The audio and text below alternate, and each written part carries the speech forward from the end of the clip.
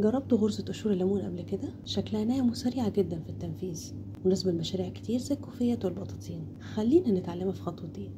يلا نبدأ. هنحتاج الخيط بتاعنا، إبرة الكروشيه رقم 5، هنحتاج علامة غرز، إبرة تشطيب، والمقص. هنبدأ بعقدة البداية. كل الدروس الأساسية هتلاقوها في صندوق الوصف فوق في الآي. هبتدي أشتغل سلاسل من مضاعفات عدد فردي.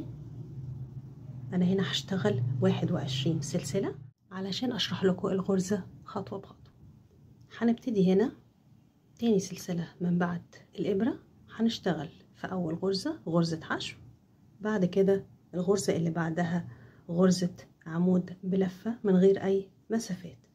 ده هيبقى التكرار بتاعي بالشكل ده كده. هبتدي أشتغل غرزة حشو وغرزة عمود بلفة، ده التكرار بتاعي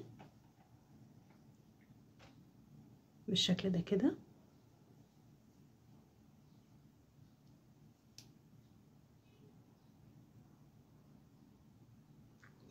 هنكمل لآخر السطر بتاعنا أو العينة اللي احنا هنشتغلها، وأقول لكم بعد كده هننهيها ازاي. ده كده شكلها لآخر السطر. آخر غرزتين هنشتغل غرزة حشو وغرزة عمود بلفة، دي هتبقى آخر غرزة في السطر عندنا.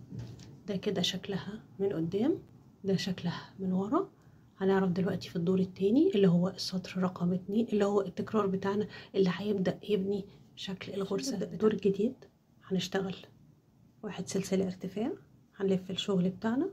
بعد كده هنشتغل في أول غرزة هنشتغل فيها غرزة حشو، تاني غرزة هنشتغل فيها غرزة عمود بلفة بالشكل ده كده. يا رب تكون واضحة ليكم. هنا ده الترتيب والتكرار اللي احنا هنشتغل بيه طول الدور بتاعنا او طول السطر بتاعنا. غرزة حشو وبعد كده غرزة عمود بلفة. انتوا هتلاقوا هنا ما بين السطر الاولاني والسطر التاني ان هما عكس بعض، يعني هتلاقوا غرزة العمود بلفة فوقيها غرزة حشو، وغرزة الحشو هتلاقوا فوقيها غرزة عمود بلفة. الدور التاني او السطر التاني اللي احنا بننفذه ده هو ده السطر التكرار اللي هنبني عليه الغرزة بتاعتنا. هكمل بقية السطر وانهي الدور واقول لكم هتعملوا ايه بعد كده. هنا وصلت لاخر الدور وهنا عندي غرزتين فاضلين مش غرزة واحدة. الغرزة الاخيرة دايما بتبقى متدارية شوية لورا.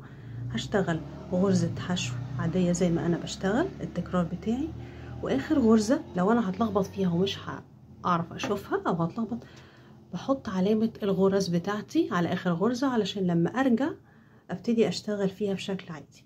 هنا هلف الخيط على الابرة واشتغل غرزة عمود بلفة في اخر غرزة. دايما هتلاقوا اول السطر بيبتدي بغرزة حشو وينتهي بغرزة عمود بلفة. هبتدي اكرر الدور ده، هشتغل سلسلة ارتفاع وبعدين الف الشغل، هشتغل غرزة حشو وغرزة عمود بلفة في الغرزة اللي بعدها. هتلاقوا ان انا كل دور ببتدي بنفس الترتيب ونفس التكرار بس بتبقى عكس الدور اللي قبله. هو ده التكوين بتاع غرزة قشور الليمون او الليمون بيل ستيتش. فهي سهلة جدا وغرزة ناعمة جدا وخطواتها سهلة. انا بسطتها لكم في خطوتين علشان ما تتلخبطوش بينها وبين غرز تانية مشابهة ليها في نفس تكوين الغرز، وهنعرفها في الفيديوهات اللي جاية. هبتدي اكمل لغاية ما اوصل لاخر غرزة هتبقى غرزة عمود بلفة. هنا انا هحط لكم دلوقتي علامة الغرز في اخر غرزة علشان تبقى باينة لكم بالشكل ده كده، علشان المبتدئات او اللي بيتعلموا الغرزة خطوة بخطوة وبينفذوها يلاقوا ان الموضوع سهل وعارفين اماكن علامات الغرز يحطوها فين.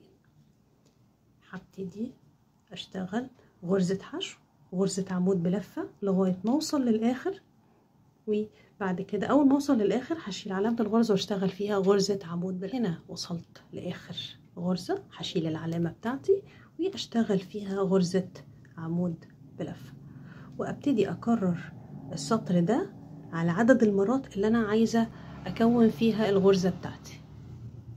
هشتغل كمان دوري وارجع اوريكم شكلها عامل ازاي. بعد ما عملت سطرين كمان ده شكلها بدأت تتكون وتظهر اكتر. هشتغل معاكم اخر غرزة هتبقى غرزة عمود بلفة.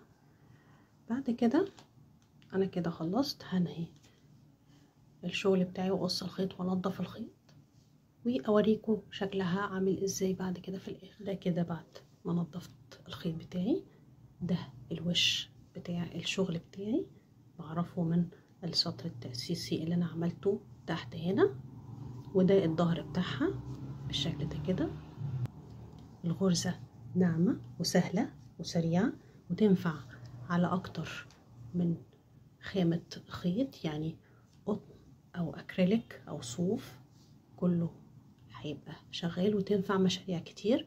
لو انتوا عايزين نعمل بيها مشاريع اكتبوا لي تحت في الكومنتات وهننفذها. اتمنى ان الفيديو كان سهل وبسيط وشرحه واضح.